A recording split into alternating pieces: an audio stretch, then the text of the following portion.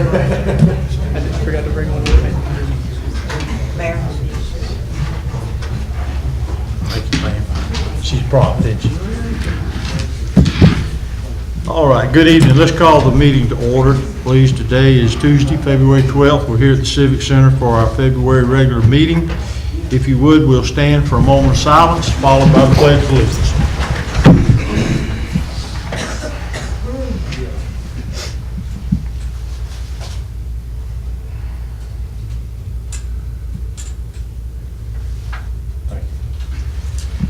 Pledge allegiance to the flag of the United States of America and to the republic for which it stands, one nation, under God, indivisible, with liberty and justice for all.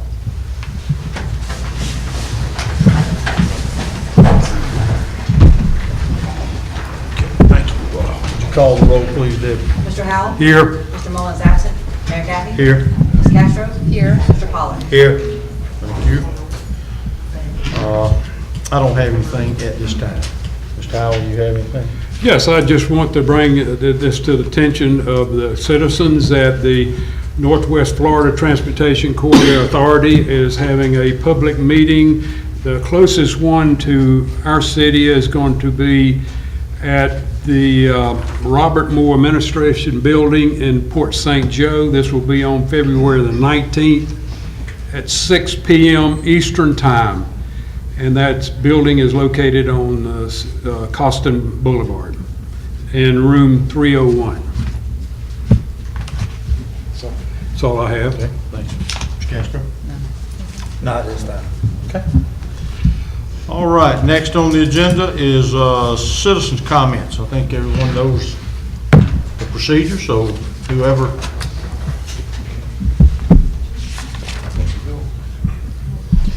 Ladies and gentlemen, my name is Kirk Pennock. My wife Wendy and I live at 102 North 29th Street, Mexico Beach.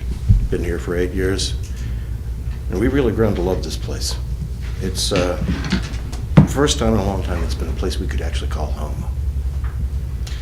You'll have to forgive me, I'm not much of an ex-contemporaneous speaker. I'm not good at off the cuff, and for me to actually stand here, I kind of loathe doing this kind of thing. But something has happened here in this community in the last few months that has finally made me say I have to stand up and say something. We've received in the mail now 4 of these. I come from a family of journalists and lawyers. And when I see something like this, my curiosity is raised. And when I read and I start fact-checking, I became enraged. There's really 2 very basic problems with these flyers that we were receiving. One, they're not facts. A little bit of fact-checking reveals a heck of a lot. These are very well-crafted little pieces of paper with a wonderful agenda that is not necessarily being shown to us. The other problem I have with it is that this is anonymous. Nowhere on these documents is there anything that identifies the sender. Previously, the first 2 came and they were just simply addressed to postal customer. In the recent months, we now have 2 that have our names on them. This is the moral equivalent of getting an anonymous note under your door saying, do you know what your wife is doing while you're away? Do you know where your husband goes when he says he's going to work? Do you know what your kids are doing or what I saw them do? It's morally reprehensible, completely and totally unethical, unconscionable. This is not what we're supposed to be doing as Americans or as citizens. We're supposed to do what I'm standing here doing, which I really hate doing, standing here giving you my name, saying who I am, and addressing your concerns. At best, this is horrible. At worst, it's a violation of the Campaign Financing Acts in the state of Florida under Section 106. This is an electioneering, by definition, pamphlet. And as such, it has to be identified at the bottom as to who paid for it and who sent it. That's the whole idea. That's the beauty of the law. And it is punishable under statute 775.02 and 083. as a first-class misdemeanor. Now, in coming to you, I've, of course, noticed all the fun and games that have been going on and the ruckus that everyone seems to be having, and the agenda of whatever this is about to be involved in. And it disturbs me because we're supposed to be a community. A community pulls together. Whatever our differences, what our political views, we're supposed to be building a community. This is divisive. This is meant to rile people up. And hey, it succeeded. I'm here. Not necessarily what they were hoping Sir, for. let me remind you, if your first meeting, under citizens' comments, we have a Limit. fairly, Well, I'm about to come to the question. okay. My question is, and I would like this from our council.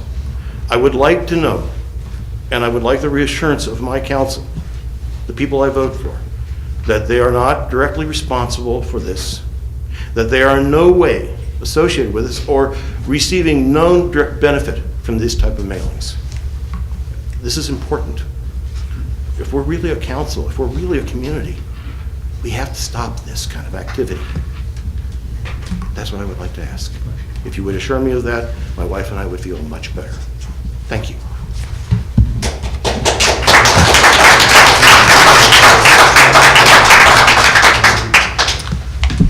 Okay, thank you very much. Others?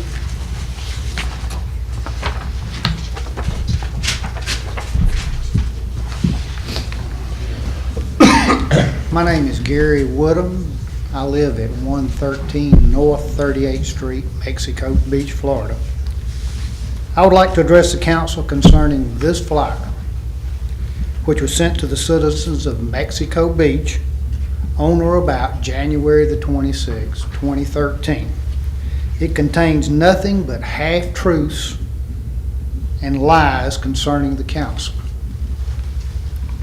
First claim that there was a lack of leadership support from the City Hall and City Council.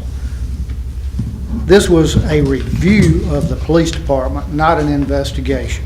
The Bay County Sheriff's Office did not make that statement. It stated there is an obvious disconnect between the City of Mexico Beach and the Mexico Beach Department of Public Safety. This disconnect has led to distrust on both sides, and the Mexico Beach Department of Public Safety has the us against them mentality when it comes to the city leadership.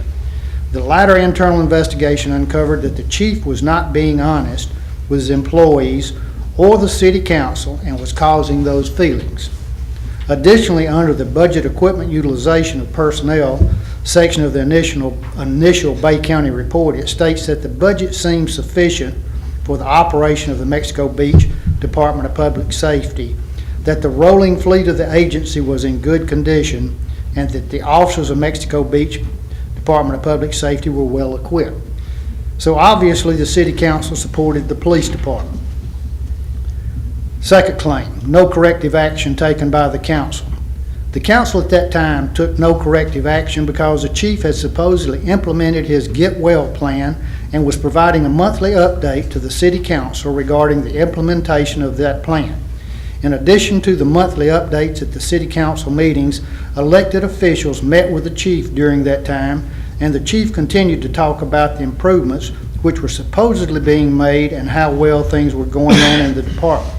Based on the claimed improvements, there was no obvious reason to take corrective action.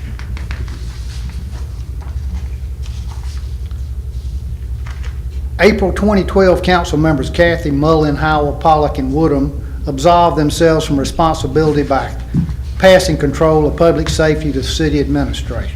On April the 10th, 2012, the city administrator took over the responsibility of overseeing the police and fire department.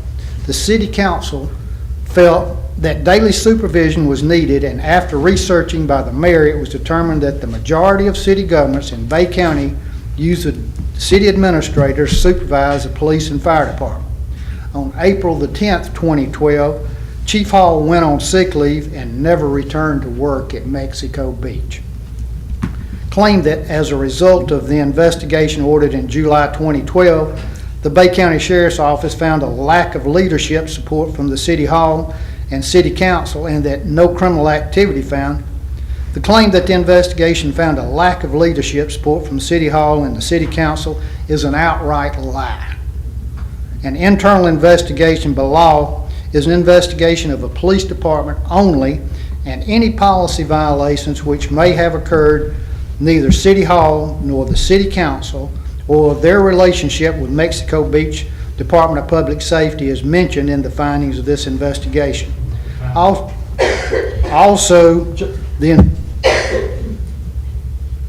I don't know where that comment came from.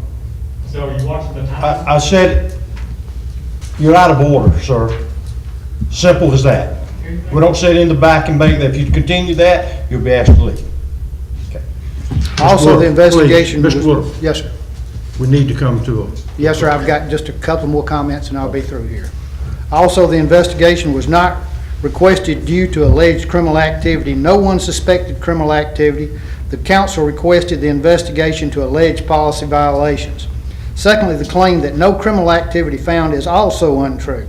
In the findings against Chief Hall, the Bay County Sheriff's Office noted that during the course of their investigation, Chief Hall violated statute 83.7.012, perjury, and Florida statute 8380.022, official misconduct, both of which are criminal acts.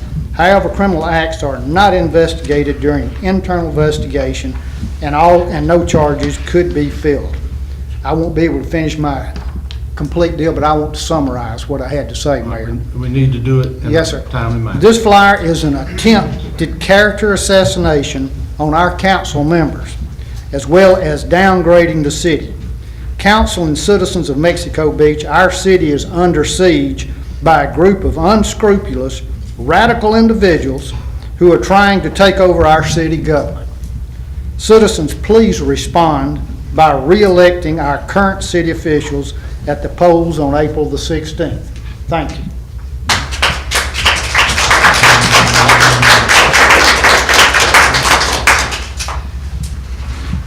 Others? Yes. Hi, my name is Carol Bonanno. I live at 720 Fortner.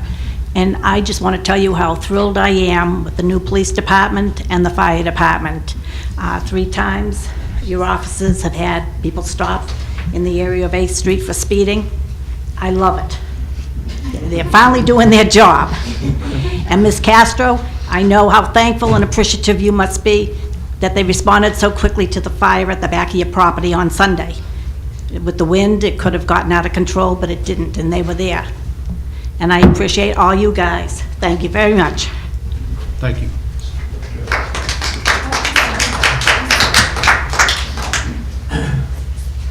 Other citizen comment? I have one.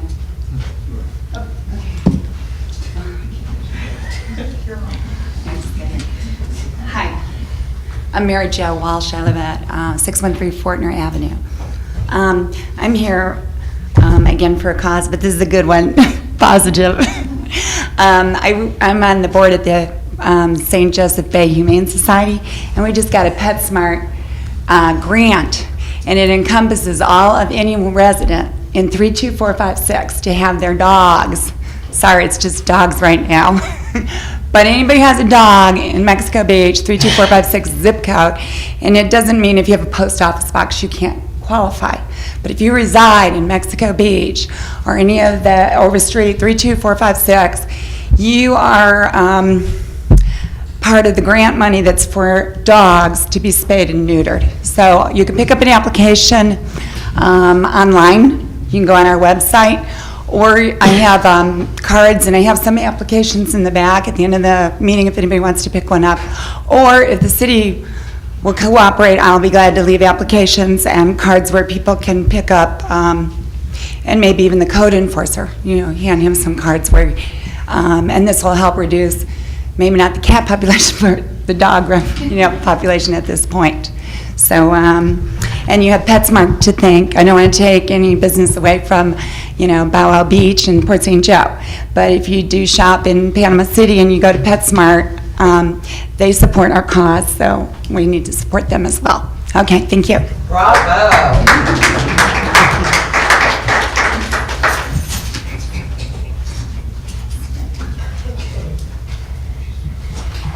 Good evening. I'm Jeff Tendler. I live at 101 North 32nd Street. And Mr. Woodham calls people that apparently ask questions or question the judgment of the council at this time as being radicals. And it seems like if someone wants to question the judgment or the plan that's being laid out, I don't know that that's actually radical.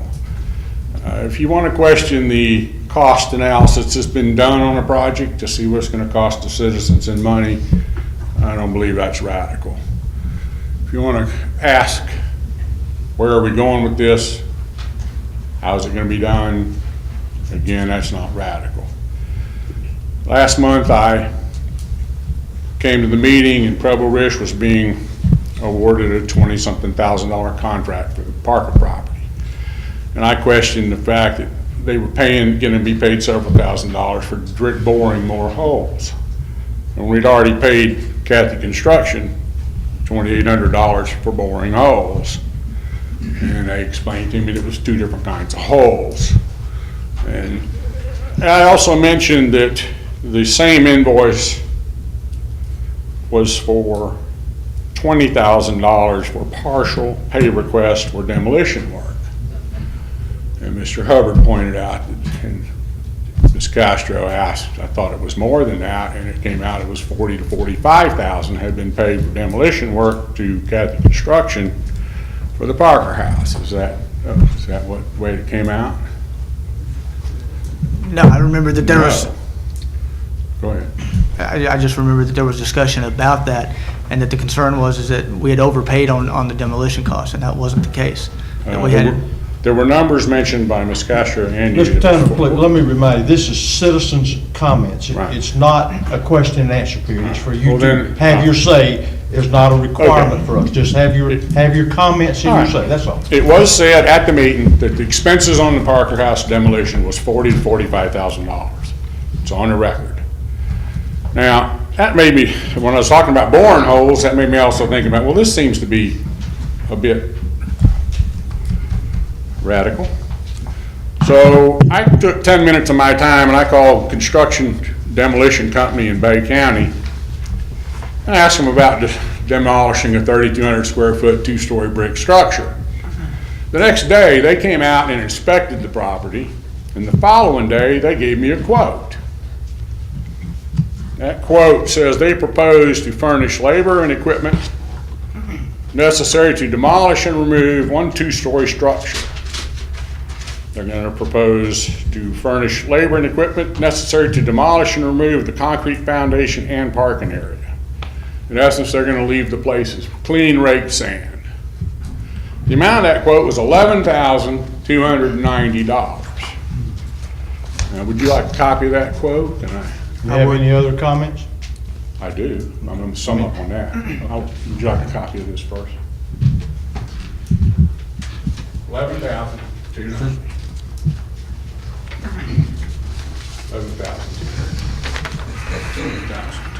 Remember, as lenient as we want to be, there is some time restraints for citizen comments. 3 minutes. I know what it is. $11,290. Don't interrupt.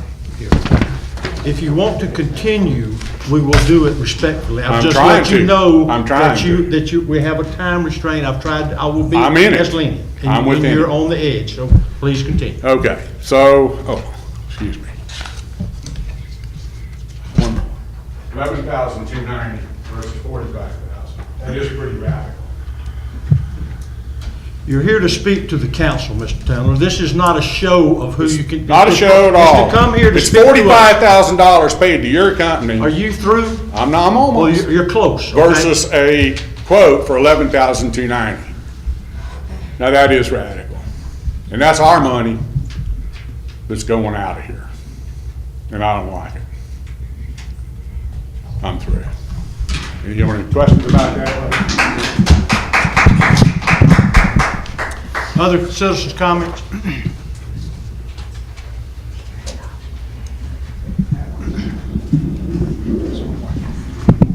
My name is Bill Hill. I live at 214 Water Drive, and not just for the education of whoever wants to be educated.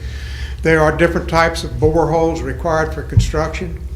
the boreholes required to build a building are different from the boreholes required to build a road or a street or a utility. And unless the scope of the original boring was to accommodate pavement design, they would not be adequate for what needs to be done to do the site work.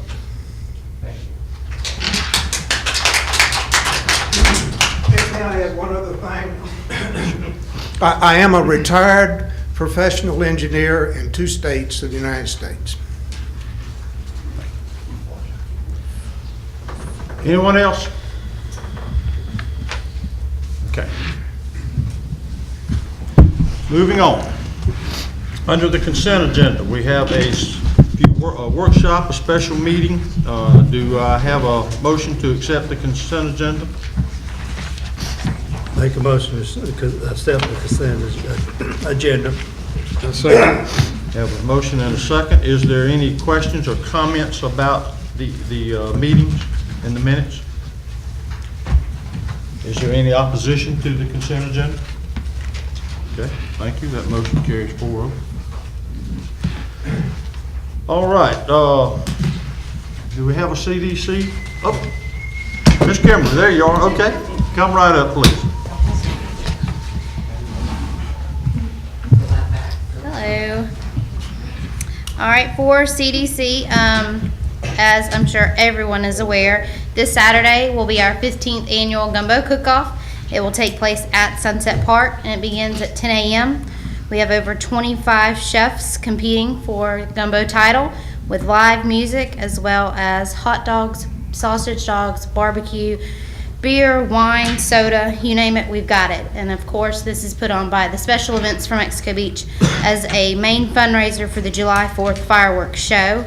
So if you could come out and support it, we would all be appreciative.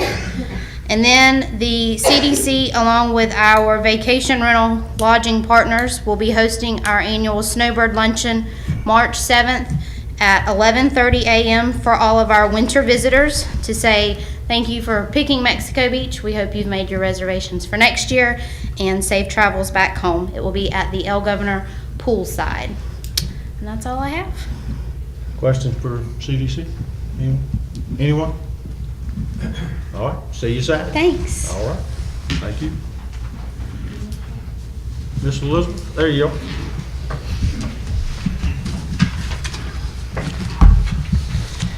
Good evening, Elizabeth Moore with Preble Rish to give you all a quick update on our projects. The first and foremost is the water plant distribution system project. The construction continues. I don't have anything specific to present tonight. There are no boil water notices based on the 2-week schedule that we've got planned for right now. That doesn't say that there couldn't be due to any sort of problems, but basically everything's going as smoothly as can be expected with the water plant water distribution project. Is there any questions on that? Or any questions on the water plant? I have a question. Landscaping. I know I keep asking this. What are they going to do about the landscaping down 98? You know, we've got snowbirds here. We've got tourists coming in. The right-of-way restoration, you mean? Yeah. When is that going to take place? It's actually, and I mentioned it, it's scheduled to actually towards the end of the project, but they've actually started doing it now. But they probably, for Highway 98, they probably won't do a lot of right-of-way restoration until they're actually able to pressure test the Highway 98 line. So it's a little ways out. I'd probably say a month or 2 out. But as far as like concrete removal and things like that, they can go ahead and take care of that, which they've been doing some of that all along. But they, I noticed when I came in that there was still some concrete on the right of way, which I'm sure they'll be removing shortly. So, but the final right of way restoration won't be done until they pressure test that line in case there's any leaks in it. They don't want to have to go back and redo anything that they've restored. So but they've already started on 15th Street, I believe. So the property owners where their driveways have been torn up, they're just going to have to live with it until the end of the project, which is... Those might be a little different. On the ones on 98, they will have to live with it probably until we get that, definitely until we get it pressure tested. Some of the side streets, as I said, I think they've already started with 15th Street, so they're able to go through and do some of the ones that they've already been able to test. So they're not going to do it all at the end, but the ones on 98 I know aren't scheduled to be pressure tested for a little while yet. When is the pressure testing scheduled for Highway 98? They haven't told me exactly when that's be, but I can send that to you. Yeah, I mean, and like you said, some of the concrete cleaning up, I've seen trash and stuff. I mean, are they having all of their supplies at a central location? I mean, why do we have different piles down 98? The only pile that I saw when I came in right now, and I think there shouldn't be too many more further down 98, but the main one is because they're installing the 6-inch line down the side streets, and so that's why they've got it stockpiled there. But like the 10-inch line, you really shouldn't see much more of that. There might be a little bit down on the east end, so they're just stockpiling it pretty close to when they use it. So they try not to keep it out there for too long. But if there's a portion of it that's a problem, if it's stopped out there for too long for a resident or a business or something, you can call us and we can talk to them about minimizing that time or relocating it. So it's essentially going to look that way until the project is close to completion? Portions of it, yes. They have that option, I should say. They have been working with us, though. We asked them to go ahead and start with the right-of-way restoration, and they have gone ahead and started that on some of the areas where they've been able to pressure test, so. Anything else on that? The NERDA grant, I talked to the NERDA rep. They're still evaluating the projects. No real progress on that. We're still waiting to hear from them. And the City Hall civil site design, we're still working on that, but we have submitted both the Northwest Florida Water Management District permit and the DOT permit. So it should be another 30 to 45 days whenever we should be able to get the permit by then. So that's that for that project. Any other questions? Questions for Trouble Rich? Thank you very much, Elizabeth. Okay, moving to planning and zoning, there is still nothing? No, sir.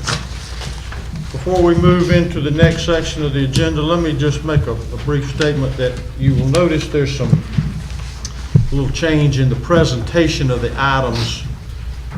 We've gone to I guess you would call it a action item type presentation where it's really not, it's the same items, it's just the presentation on the sheet gives you a little better understanding of what it is that's being requested of the council. This is something that I've been talking to the staff about and asked them to put this, implement this, and I think that it will give us a little, it condenses it, it keeps us more on track, and it tells us exactly what it is that's coming up, and you can see if it's a budget item or what's requested. Staff's just put in there, plus all the backup, keeps us a little more on track. So that's the only difference other than just the fact that it's a condensed sheet that tells you what it is, nothing different than what we talked about at the pre-agenda, and the items are the same. I did want to make a comment about that. I wasn't sure what the reason was for the new forms. I don't really have a problem with the new forms. I know that there are other cities who use this form, and there's a process that goes along with this form. It's not just the form. It helps to control the agenda so that you can make sure that everyone, the public, knows what's going to be on the agenda. You can't just come up and put something on the agenda at the last minute. So I'm all for discussing and talking about the process that goes along with these forms in other cities, because I think that it would be a wonderful change to our meetings to have an agenda and know what's going to be on the agenda early enough and ahead of time. But I did have a question about this, because it does change our meeting process, and I felt like anything that changes the meeting process, not that I'm opposed to this form. Like I said, I would love for us to talk about the process that goes along with the form, but any changes like this should be at the direction of the council. So can we put this on the agenda for maybe our next workshop to talk about the process that other cities are using with this form, and let the council talk about it and discuss it and see if we want to implement that? If you want to make a motion to that effect, that'll be no, I don't want to make a motion tonight. I just want to put it on the agenda, ask to put it on the agenda for our next workshop to talk about it. Because I had asked for a report, just a simple report, tell me what's going on at City Hall, what we're doing, and there wasn't time to do that report, but we've got time to do these forms for each meeting. So if we could put it on the agenda and then talk about it and the process that the other cities are using with this form, that would be great. Thank you. Okay, council have any desire to do that? I mean, I'm not sure. I mean, it's a very simple sheet. I didn't think of it as that it's changing anything other than narrowing the scope to what it is that we're talking about. I don't see a reason to do that, but that's council pleasure. Well, it's on here now, we're fixing to go through it, so we're gonna find out how it works right now. Well, actually, there's other cities, like, for example, Callaway uses this, and there's a process that goes along with it. So if you guys are okay, I'll just bring that information to the workshop if we have it on the agenda, and then we can talk about it at the workshop. What other, I'm confused, what other items do you want to, forms or whatever do you want to add? I just want to talk about the new agenda form and the process that some of the other cities are using. Just add it to the workshop for our next workshop. I don't want to talk about it tonight. We've already got a full agenda. Okay. All right. Moving on then to the first item is the reading of ordinance 600. Do I have a motion to read by title only? I make a motion, we read by title only, ordinance 600. Second. You have a motion and a second. Chris, if you would, please. All right. I know, Mayor, you normally ask me to describe what the ordinances are before I read them. Ordinance number 600, what that does is our fire department is a volunteer fire department. They have some salary that is budgeted for that department in the past, and currently the city has an ordinance which does grant them some pay for responding and for training. The fire department at their last business meeting requested that salaries no longer be paid to the volunteer fire department, and that money instead be redirected towards gear and equipment, which is desperately needed by our firefighters. To read it, ordinance number 600, an ordinance amending ordinance number 499, recreating and providing for the management of the Mexico Beach Department of Public Safety Fire Division, ESU Division, eliminating subsection A, Fire Division of Section 3, wages, compensation, repealing all ordinances or sections of ordinances in conflict, and providing an effective date. Okay, I think I fouled that up because we didn't get a vote to read it by title only. Yes, sir. Mr. Howell made a motion to read by title only. Yeah, but we didn't get a vote. Oh, roll call vote? You want to do a roll call vote? Yeah, and I apologize on the first, I didn't do that. I mean, we had a motion and a second, but we didn't actually approve it to be read. Do a roll call vote now? Yes. Yeah. Mr. Howell? Yay. Mayor Kathy? Yay. Ms. Castro? Yay. Mr. Pollock? Yay. Thank you very much. I wanted to comment on my yay vote. The firefighters are saying that they no longer need this pay, and I'm going to support, if that's their decision, then I'm going to support that. But I do have a couple of concerns that I just want to point out. I asked Chris for the roster, and I was looking at the new firefighter roster, and we have maybe, there's like 19 people on it, and the majority of those are city employees. So I was calling around to some of the other volunteer fire departments. Port St. Joe, they still pay their volunteer firefighters. Gulf County does not pay their firefighters. But I've asked, other departments, how do you handle it if you have a county or a city employee who wants to be a member of the volunteer fire department?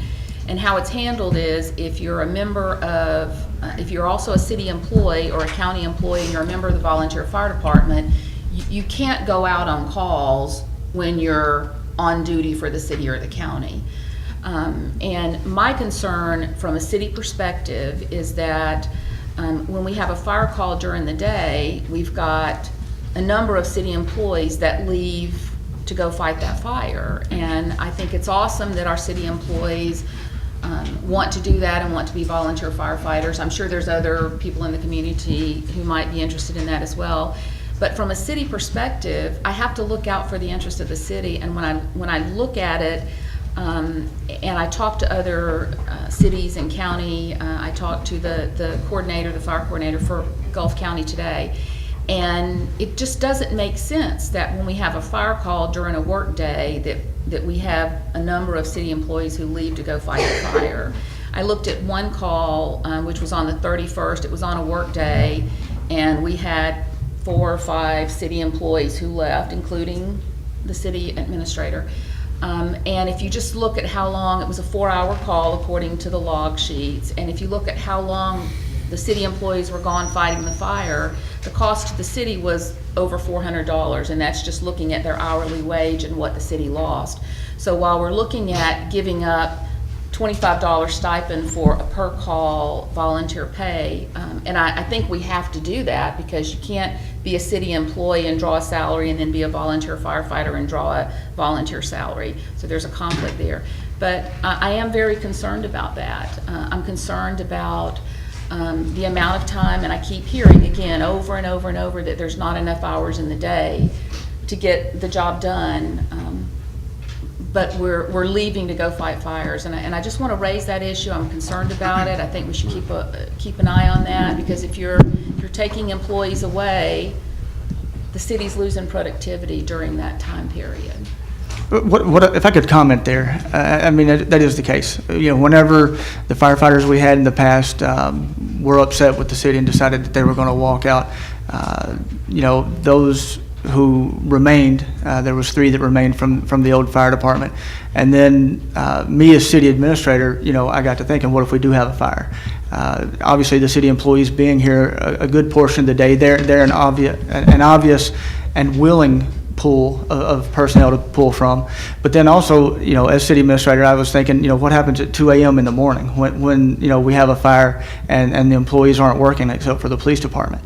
And, you know, there's a lot of us employees who live here in town who are willing to give back to the community and willing to do so, you know, and not get a salary from that. And so I approached them. Some had actually tried to be on the fire department in the past and just quit and gave up because they weren't getting anywhere with that. Now, as far as the call you're talking about where we left in the middle of the day, 4 or 5 of us, that was for the 100-acre fire up on Overstreet. And it wasn't just us that responded, but, you know, Overstreet Volunteer Fire Department, St. Joe Beach Volunteer Fire Department, Port St. Joe Fire Department, Highland View Fire Department. We all responded, and, you know, in the course of that 4 to 5 hour long battle against this brush fire, we saved 30 homes. Not one single home was lost, and not one single person, you know, was injured.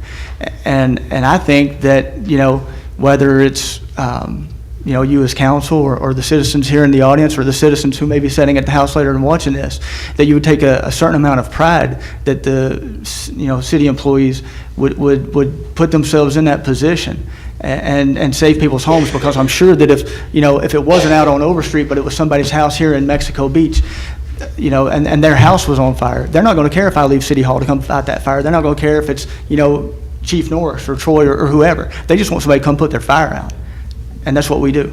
Yeah, and I appreciate your comments, and my comments are not in any way to say that I don't appreciate the guys who do it. I appreciate every firefighter, whether they're a city employee or not. I appreciate what they do. I appreciate the fact that they do it without pay. I appreciate the fact that they risk their lives to do it. I'm just saying, from a city standpoint, other cities and counties have that rule, simply because you can't let your city services suffer because you've got city employees or county employees, and they have that rule for a reason. So I'm raising that as something that I would like for us to keep an eye on, because if you're saying you're taking away their pay, well, we are taking away the $25 volunteer pay, but we are still paying all of those employees their regular salary when they're out fighting a fire. And you're absolutely right, that fire was a fire where we provided support to Overstreet, I believe, Gulf County.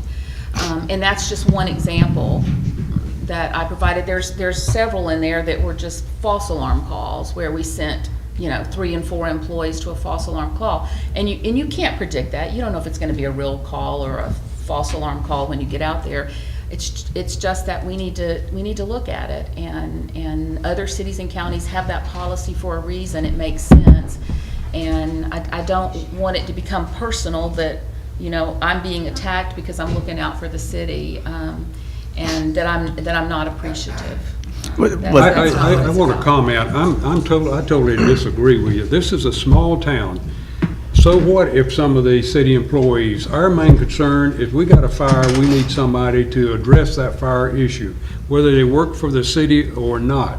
We're not a big city. We don't have the luxury of hiring a full-time fire department. And I don't have any problem at all with some of the city workers to step up and volunteer, and if they have to go for 30 minutes or whatever to go fight a fire, I clap those for that.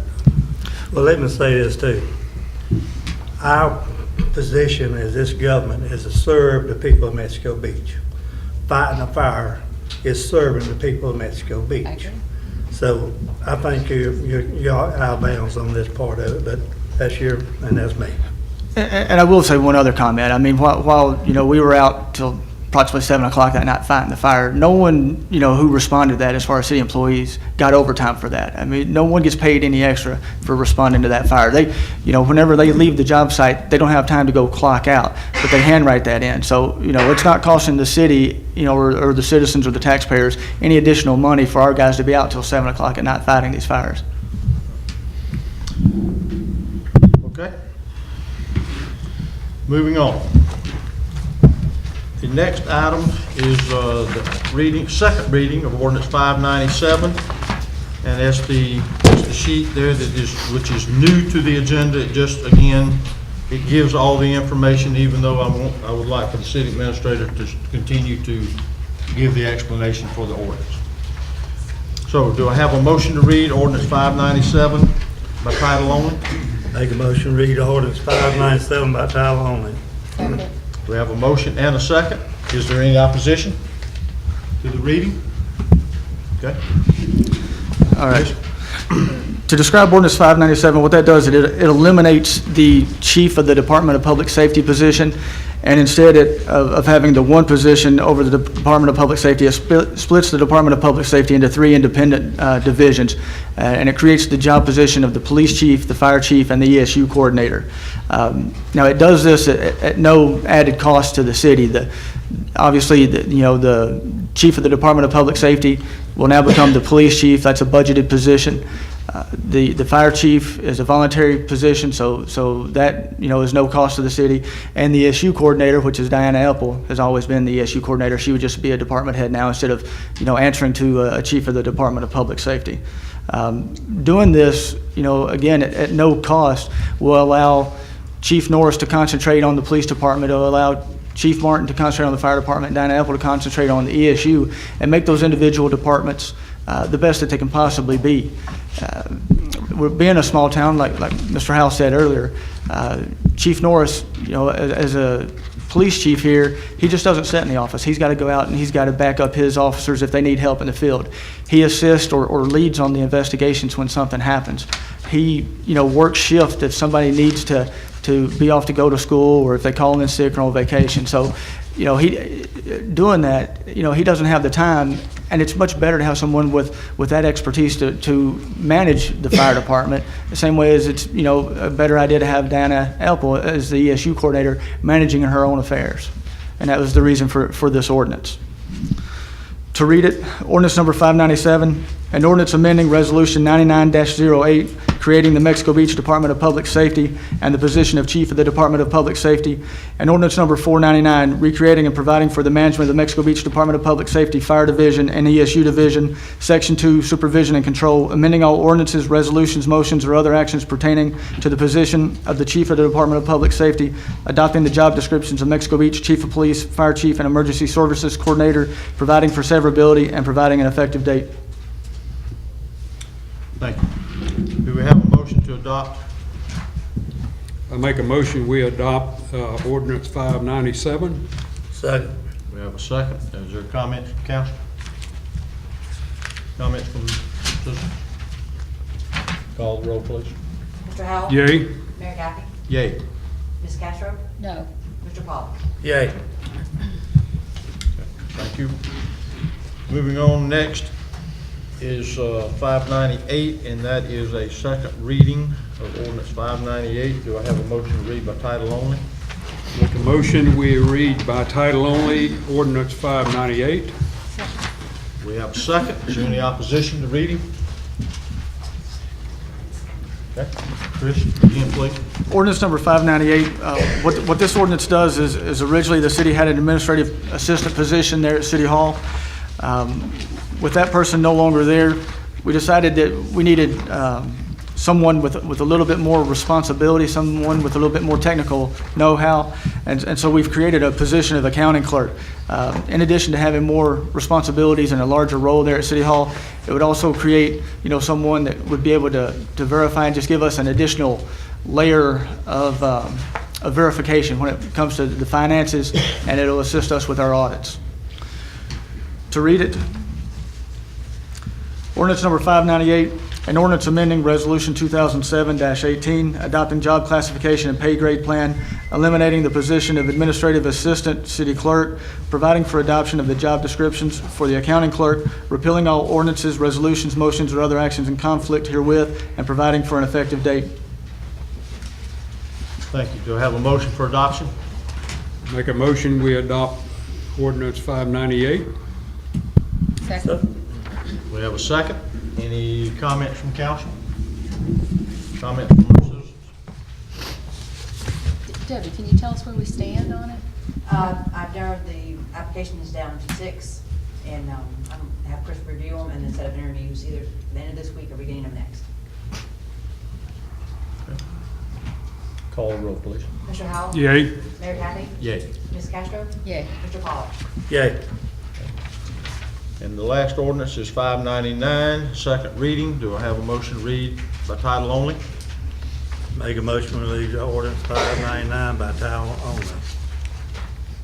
I second that motion. We have a motion and a second. Is there any opposition to reading? Okay. Again, please, Chris. Mayor and Council, what ordinance number 599 does is it clarifies the definition of development. There was some concern in the past about vacant lots and the way that they were being maintained or not maintained, and this just provided some examples in the land development regulations so that we'd all know, the proper procedure and what lots were going to be affected. To read it, ordinance number 599, an ordinance amending ordinance number 568, City of Mexico Beach Land Development Regulations, Section 7.00.02, definitions, definition of development, repealing all ordinances or section of ordinances in conflict, and providing an effective date. Is there a motion to adopt? I make a motion, we adopt ordinance 599. Second. We have a second. Is there any comments? Questions? Anyone? Call the roll, please. Mr. Howell? Yay. Mayor Kathy? Yay. Ms. Castro? Yay. Mr. Pollak? Yay. Okay, thank you.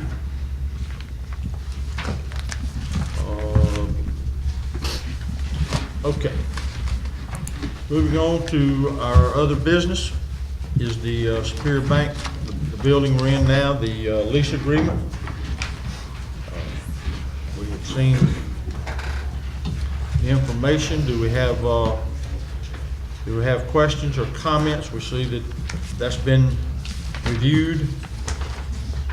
Changing names or changing owners. We have the confirmation that the sale is, that we're dealing with the right owner, and I have one question.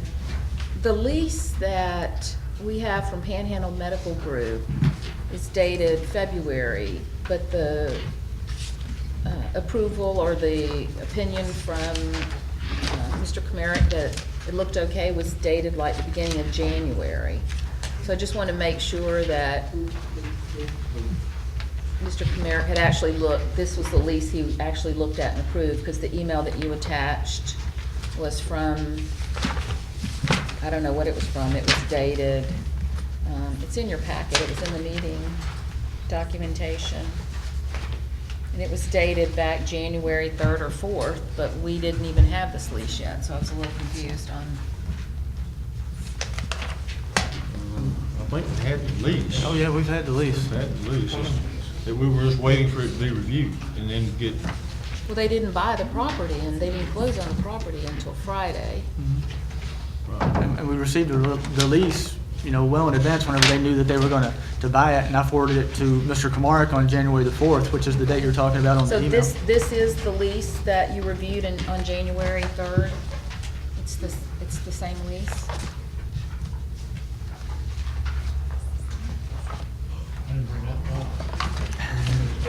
Yeah, it was from January 4th, 2013, and I didn't even know the property had sold then, so I was a little confused as to. It hadn't sold.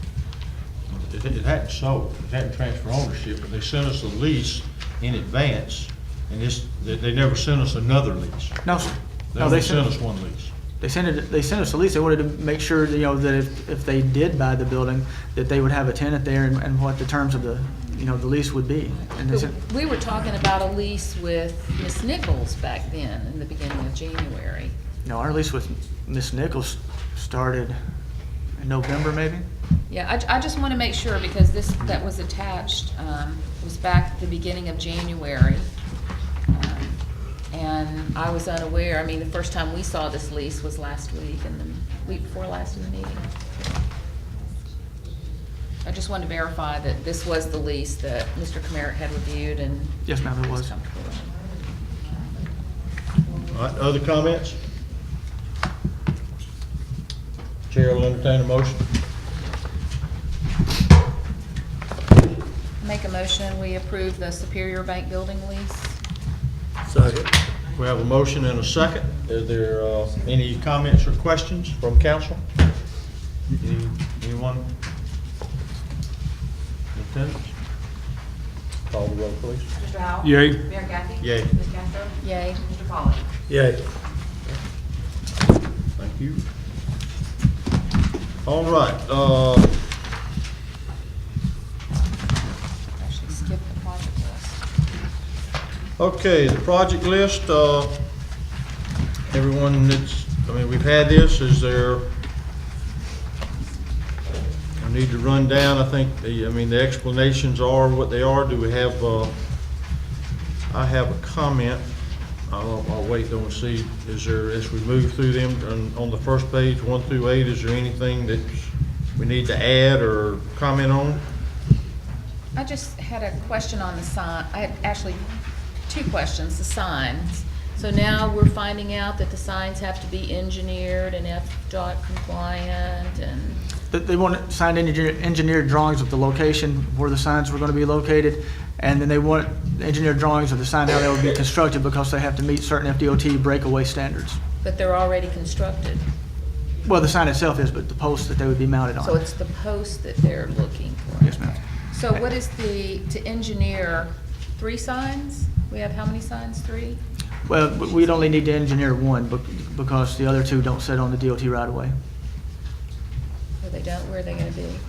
One is going to be on Highway 386. The one, on the east side of town, it's in the existing location. It sets up on the bank there.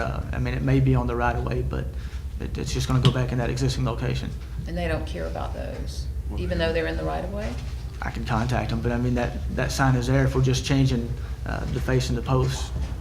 Yeah, because I think they're there's 3 signs, right? Yes, And they're ma'am. all 3 gonna be in the right of way. Yes. So I would think if they're gonna require an engineered drawings for one sign that's in the right of way, why wouldn't they request it for, we just haven't asked for permits on the other ones yet because of the water project? No. You haven't No, asked? the one on the, like I said, the one on the east side of town, it's going back in its existing location. I'll check with DOT. Normally in those type of situations, you're just pulling it up and putting something back in the same place. It's not an issue. The one on Highway 386, that's not a state highway. We don't have to go through DOT in order to get that permit. We'll be working with Gulf County on that issue because they maintain those right-of-ways. Okay. So do we know the cost for the engineered drawings? and- No, as it states there, I've sent a request to Preble Rish for them to give us a proposal. And who's gonna pay for this? I know the CDC paid for the signs. Kimberly's already gone. Kimberly is of the mindset, based on our discussions, that there's going to be added cost, that she would just as soon move the sign and not put it on the right of way, but just move it out on her property closer to the road where it'd be more easily seen. Is that your recommendation as well? I told you before, I didn't want to put it out towards Tyndall because I was afraid vandalism, would destroy the sign. So you like it going back in the Welcome Center? Yes, ma'am. Well, then why don't we just make the decision to do it instead of paying for engineered drawings? If that's where the CDC wants it, that's where you recommend it going. Well, in the past, the council had mentioned putting it out towards Tyndall Air Force Base, so, we were just... Proceeding on with what we had initially said, well, none of Yes, us sir. knew I mean, I don't know what it costs to get it engineered, I don't know, I mean, that is the entrance to our town, even though it's, I mean, technically it's way out of town, but I don't have a problem putting it back where it is personally. I mean, we don't need to get. If it saves money, that's fine. If we can avoid those costs, when they were unforeseen at the time, I don't think any of us would have thought that would have been a good idea. And of course, I don't know where they are, but it doesn't matter if it's, I mean, if it's $100, it's $100. And we know it's not $100. But, yeah, why don't we just short circuit that? And I mean, the council doesn't, if there's no objection to where it is now, it seems fine to me. Well, Kimberly would like to move it out because it kind of sits underneath the scrub oaks that are there. Right. And she wants to move it out closer to the highway, and it would be in between her building and the highway in that open area there. Right. And we even discussed that the city could come in there and cut down some of those trees, like we did before, and give it. But still, that's not on the right of way. No, sir, no, it would not be on the right of way. And that way we wouldn't have to worry about the engineering and other costs. Well, I'm fine with letting her know that's fine with us. That's fine with me. That's suitable, just, okay? And then I had a question on number 3. Lights, electricity for the boat ramp, we're awaiting approval of the easement by St. Joe Company. We've been waiting on their approval for over 2 months. I What's know. the holdup? What do we have to do to? I don't know, I've called Progress Energy, and Progress Energy is supposed to be working with them, and we just haven't heard anything. Yeah. Who is it that you're talking with at Progress Energy? I talked to Gary Renfro and to That's the local guy. Dwayne. What's Dwayne's last name? I have to get it for you tomorrow, I don't. Okay. Okay. 4, 5, 6, 7, or 8, anything on those from anyone? Okay.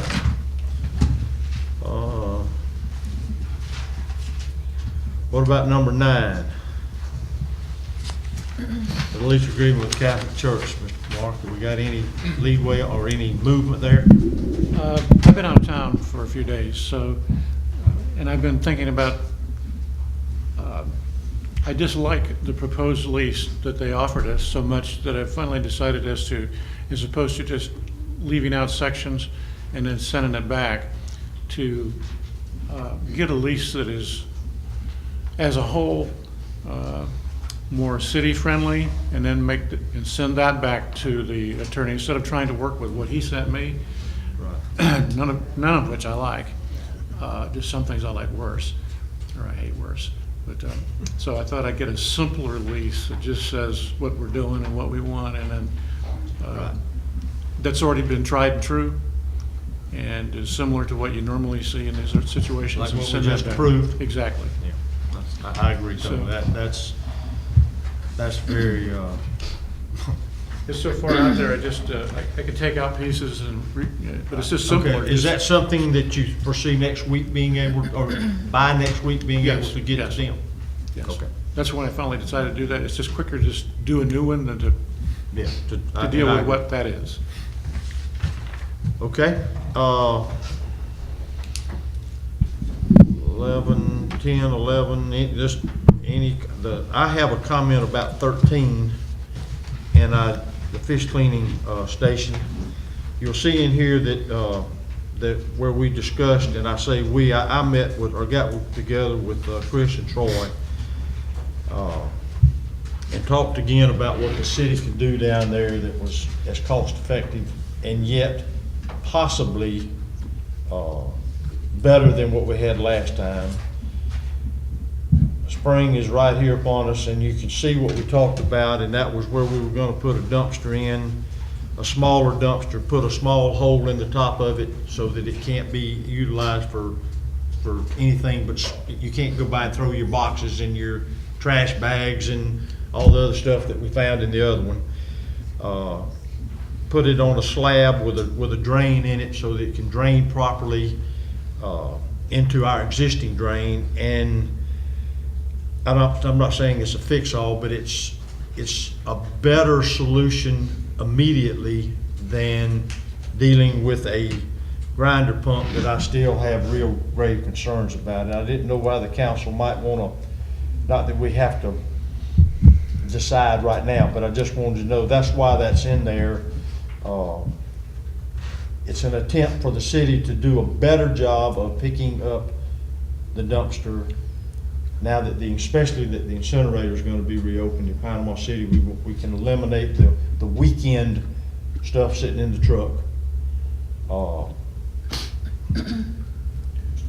I don't know. I think it has more merit than a $30,000-$40,000 pump and draining it into something that, or getting it into the canal, and I don't know what that'll cost either. But I think we need to start looking at something. To me, it's pretty obvious nothing's going to happen there before spring, and this is a relatively inexpensive fix, better than what we had. And knowing that the city would have to monitor it more closely than what we did last time. And Troy seems to think that's certainly a doable situation. Well, I guess we're getting different information because here's the thing. I'm not sure why you're opposed to the grinder, because other cities use it. It's used well and effectively. It's a standard operation for doing the fish grinder. Let me answer that before, if you don't mind. Yeah. It is in more of a controlled environment. Most of those fish grinders, like the one in Port St. Joe, the people that clean their fish there use that grinder. It's not per se Joe Smith Public. It's a very controlled environment. If we had one where we had people that clean fish for people and used it, but when you open it to Joe Smith Public, it doesn't mean that they won't. They may get it close. They may stop and put it in the grinder. They may not put it in the grinder. You've got the same potential public awareness situations that you do with trying to make them use a dumpster. They get it close, they get it on the ground, they're in a hurry, they don't like the grinders too slow. I don't know, I have not talked to anyone where it's just open to the public for someone to use to clean their fish. It's usually more controlled. So that's why I say that the grinder has, even with the grinder, we have nothing that says that the guy that cleans his snappers, that he's going to take time to feed them into the grinder. It sounds good, but it doesn't ensure that we won't have a smelly fish table after somebody uses the clean. That's all. Yeah, well, the ones that I've seen, the table, it's built into the table. And they clean their fish and they put it in there. If you're concerned that they're gonna actually put the fish waste into the grinder to grind it, but you think that they're gonna walk across the parking lot to put it in a hole in a dumpster, I would say that's probably not gonna happen if that's the concern. The dumpster's sitting right there by the grinder. I mean, sitting right there by the fish The table. dumpster isn't by the fish table, at least it wasn't before. But I think that Where the was it? smell, it's a walk, it's quite a walk. You guys saw it, Bobby, Lanny, you were over there. It was right next to it. No, it wasn't right next to it. It was a huge dumpster that was sitting up a little ways from the pavilion. But if they're not gonna toss it in the I fish never saw grinder. anything that wasn't sitting right, within me to Bobby from the, If they're not gonna put it in the fish grinder, they're certainly not gonna put it in a dumpster. But my concern is, the folks that live over there near that fish cleaning station, the flies are horrible, the smell is horrible. Putting a dumpster back out there, when you pick up the dumpster, that smell and those liquids are carried all through town on the garbage route. They're dripped all through town, we smell it all through town. Troy, you told me yourself that the acid in the fish breaks down the steel in the garbage trucks, and I know that we've had some repairs lately on the garbage trucks for replacing the steel. I just think that to put another dumpster up there, whether it has a hole this big or a hole that big, the smell draws the wildlife. We are not solving the problem for the folks who live around the fish cleaning station. We can't wait on Restore Act money. We're not gonna be getting anything anytime soon to buy a fish grinder with, but I think that we should, if we're gonna have a fish cleaning station, we need the grinder, we need to put the waste back in the canal as the Department of Environmental Protection says we now can do. It's not a pollutant, so we can put it back in there, but just to put another dumpster up there, that's not gonna solve the problem. I mean, Bobby, Lanny, you guys were out there, you saw what I saw and you smelled what I smelled, and it's not, putting a dumpster up there is not gonna solve the problem. It's not gonna solve the problem throughout the city. Did you say that we could put it back in the canal now? Yes, Where that's did what that this come from? says. Which, that's what I've said, yeah. That's what I've been saying all along, we should challenge it, because nowhere does it say fish waste is a pollution. So now they've come back and said we can put it in the canal. And I think that the fish cleaning station should be at the boat ramp. We've got power coming there, and we should purchase the grinder and put it there. Otherwise, we should just close the fish cleaning station, and everybody can take their fish home and clean them. Well- But it doesn't make sense to force those people to continue to smell this for another season. We need the fish cleaning station. The canal, the boat ramp, I don't think would be a good place. It's too far back. It needs further where it can be washed out easier. But we do need, I feel like we need a grinder. But I think it still needs to be further up towards the front of the canal where it could be washed out better. If it gets back here in the back of it here to where the ramp is, there's too much chance that it get clogged up because it don't move in and out good enough. So I think, again, we need a grinder, but I think it needs to be further up towards the end of the canal. Where it's at now, or a little further up. I guess we could pipe it as far out as we wanted to, right? I mean, it's just a pipe, 6-inch, 4-inch pipe that's just. Yeah, May get clogged up. I just don't know putting it further closer to the canal is a good idea. I mean, it's pretty congested down there as it is, and where it's sitting and the height of the land there compared to where the water is, it would have to be a bore from where it's sitting now out to the corner of the canal, and that's a deep hole right in that corner, and the water does move. Like coming out of Salt Creek as the tide comes, and it does move. And that's one thing they were concerned about, is if our canal was a dead-end canal, they wouldn't allow it. But we do have good flow, but I don't think moving it to the jetty end down there, we don't really have the room for it down there. Well, it don't have to be that far down. What I'm saying, don't need to be at fish cleans, at the boat ramp. Well, I don't think St. Joe would, I don't know, I can't speak for them, but I think we'd have a hard time convincing them to put it over there. Just not. You know, being proper where it's at now, all the people that has boats there can easily get to it. It can be drove to it pretty easy. So, again, Salt Creek here, Little Creek, help wash it. Or do you want to get a I mean, you want to get a plant, I mean, that's going to take, putting the pipe in that's going to be an expense.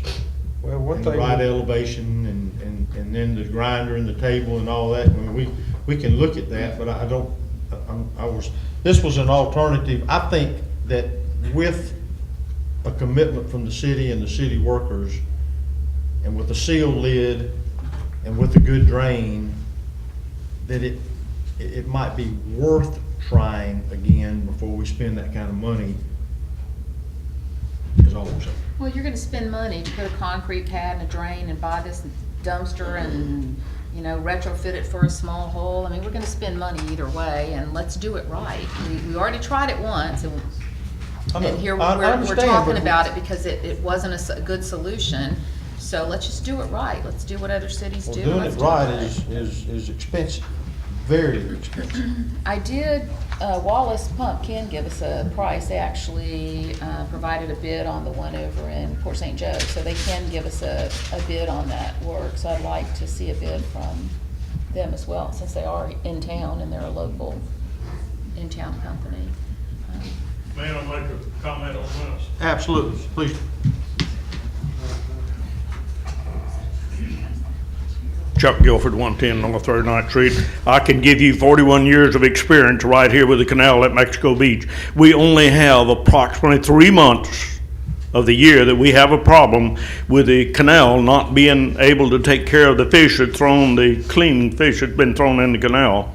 And on those 3 months of June, July, and into August or September, if we had a little bit of supervision, we could take the excess of those fish back out there where they need to go. This is all food for these new fish. Now, the only reason we have just 3 months now is the government's putting all of the individual fishermen and the charter fishermen and the commercial fishermen out of business because they're putting limitations on anything we can break in.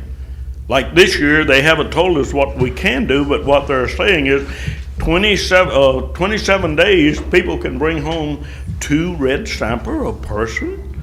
But if we don't go with 2 red snapper, we can bring home 1 red snapper a person per day for 44 days.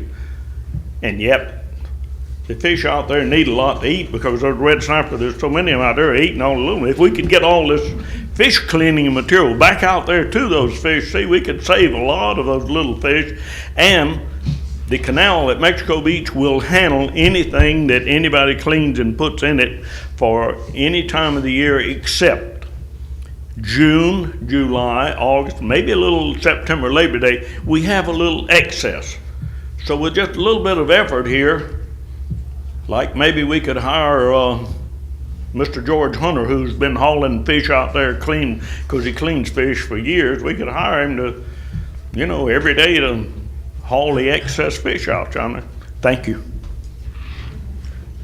I actually did talk to George and to find out what he's doing, and he does keep all of his refrigerated until they carry them out, and we don't really have a way to refrigerate the fish waste until we take it out. Now, he hauled them until we put a dumpster, and then it was so easy sometimes. He still hauls some, but. Yeah, he does, but he does haul them, but he said he keeps them refrigerated until he hauls them out, and we don't really have the way